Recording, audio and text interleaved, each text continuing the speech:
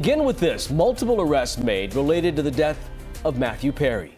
Thanks for joining us here at 6. I'm Tony Lopez. And I'm Hunter Sowards. We now know that 5 people have been charged in connection to Perry's overdose. According to the U.S. Attorney's Office, it includes 2 doctors, Perry's live-in personal assistant, and a person authorities are calling, quote, the ketamine queen.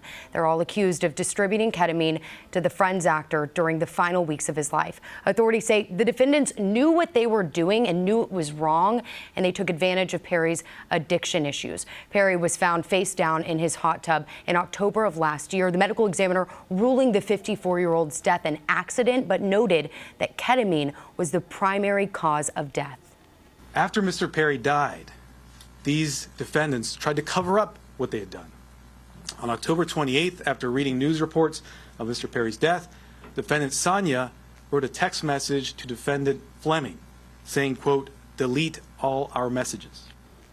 The autopsy report also mentioned Perry was getting ketamine infusion therapy for treatment of anxiety and depression, but authorities launched an investigation to figure out why he had so much of the drug in his system. In tonight's Politics at Large report, Steve joins us here in studio with more on the case and how a DA-backed Proposition 36, Steve, could increase punishment for drug dealers and offer more treatment for addiction. Yeah, I'm holding a copy of this indictment, 30-page indictment here. It's a federal case involving Matthew Perry surrounding the death of this Hollywood star that comes as the California DAs are focusing on prescription drug crimes.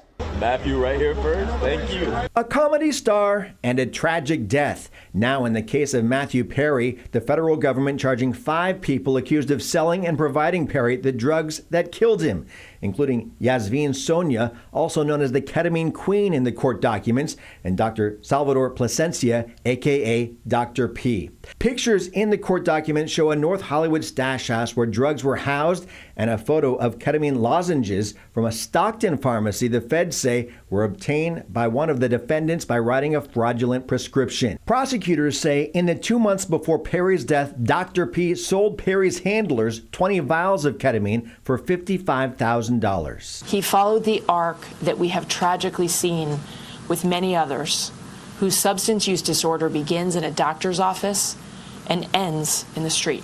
You know, I was sickened when I read the indictment. Sacramento County District Attorney Thien Ho says Matthew Perry's case is a cautionary tale for drug addiction across California. Sacramento County had 400 fentanyl deaths last year alone. Ho was campaigning for Prop 36 that could increase treatment for drug addicts and punishments for drug sellers, including possible longer sentences in state prisons, not county jails. But for those individuals that are peddling in poison, those individuals that are transporting and selling and distributing large amount of drugs, like in the Matthew Perry case and in so many other cases, including fentanyl, we need the tools to be able to hold them accountable. The governor is opposed to Prop 36, arguing it will increase incarceration rates and cost taxpayers millions of dollars. This Hollywood icon's drug death, forcing renewed questions about how California should handle punishment for dealers. We did reach out to that Stockton pharmacy with their address on the ketamine label from one of the dealers charged in Perry's death. The person who answered that phone said they didn't know anything about it, passed this on to a manager, left a message with that manager. We did call also a follow-up call and got hung up on. We're still waiting for a call back there. Meantime, these are federal charges. Once again, all 5 of those defendants facing federal charges. The sentence could be a lifetime in prison depending on how the conviction goes. And bigger picture, they're using this very high-profile case to make the point, they being prosecutors. Absolutely. Steve, thank you. Thanks.